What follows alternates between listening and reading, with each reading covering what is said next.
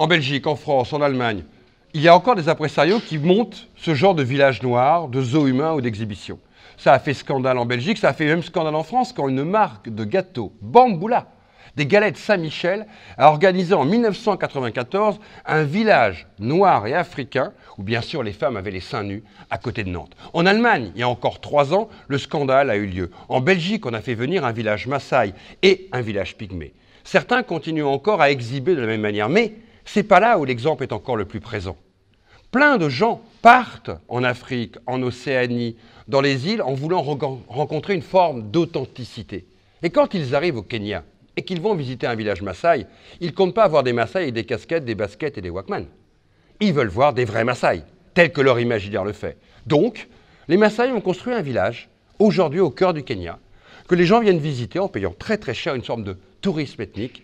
Et à 17 h, quand la visite est terminée, tout le monde s'en va, les touristes et les Maasai qui récupèrent leur propre village. C'est aussi ça, cette histoire.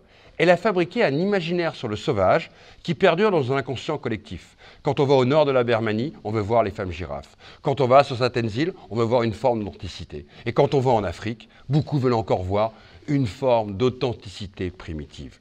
Toute cette histoire-là, elle est loin d'être terminée. Nos inconscients collectifs, comme le tourisme, comme notre imaginaire sur le monde, comme le monde de la publicité, comme le monde de la télévision, continuent encore à fabriquer sur le même modèle une forme d'altérité. Nous apprenons seulement maintenant à commencer à déconstruire cela. Mais vous savez, il y a 15 ans, une série télévisée a révolutionné le monde de la télé en Occident. Ça s'appelait Love Story. Qu'est-ce que Love Story? Des gens payés qui, devant des adolescents en quête d'identité, jouaient le jeu de vivre 24 heures entre eux. C'est du zoo humain. Payer des gens pour jouer ensemble dans un espace clos filmé par une caméra, c'est du zoo humain. On continuera à la voir car le zoo humain fonctionne d'abord sur la curiosité, d'abord sur l'attrait de regarder l'autre. Et la curiosité, le regard sur l'autre est quelque chose qui est de l'ordre de l'humain. Nous avons toujours envie de regarder ce que l'on ne connaît pas. C'est là-dessus que les impresarios à l'époque des zoo humains ont fonctionné pour que des gens payent pour aller voir le sauvage.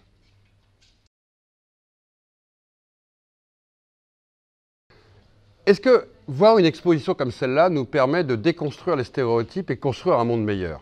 J'en sais rien. Je ne sais pas si demain le monde sera meilleur après avoir vu une telle exposition. Par contre, je sais qu'on sera plus intelligent pour savoir comment on fabrique de la différence. Comment on n'est pas dupe, aujourd'hui par exemple au moment des fake news, sur la manière dont on fabrique des images. La plupart des visiteurs à la fin du XIXe siècle ne savaient pas que ces sauvages jouaient aux sauvages. Ils étaient persuadés que ce qu'ils voyaient était vrai. Aujourd'hui, le fait que nous comprenons à travers cette histoire que tout ça est une immense machine fabriquée nous permet de déconstruire aussi notre présent. En même temps, je ne suis pas dupe. Nous continuons à fabriquer des stéréotypes encore aujourd'hui. Et on continuera à en fabriquer demain. Par contre, ce que doit démontrer cette exposition, c'est que les stéréotypes ont légitimé un ordre colonial et donc une égalité juridique. Et ça, aujourd'hui, on fait le lien. Le meilleur exemple, c'est que le combat des femmes pour l'égalité et la parité et le droit électoral, puis le droit d'être élu, puis le droit dans la société française, correspond à la fois à une déconstruction de l'histoire des femmes, du genre et de la domination masculine, et en même temps à une histoire du combat pour le droit. Eh bien, c'est pareil. C'est parce que nous comprenons comment l'inégalité s'est construite par les images des zoos humains que nous pouvons, dans le présent, combattre les discriminations. L'affiche, nous avons choisi de prendre une photographie qui est très impressionnante, où on voit un homme blanc, qui est le prince Bonaparte, Roland Bonaparte, qui était anthropologue et photographe, et une troupe de Kalina exhibée en 1892 à Paris.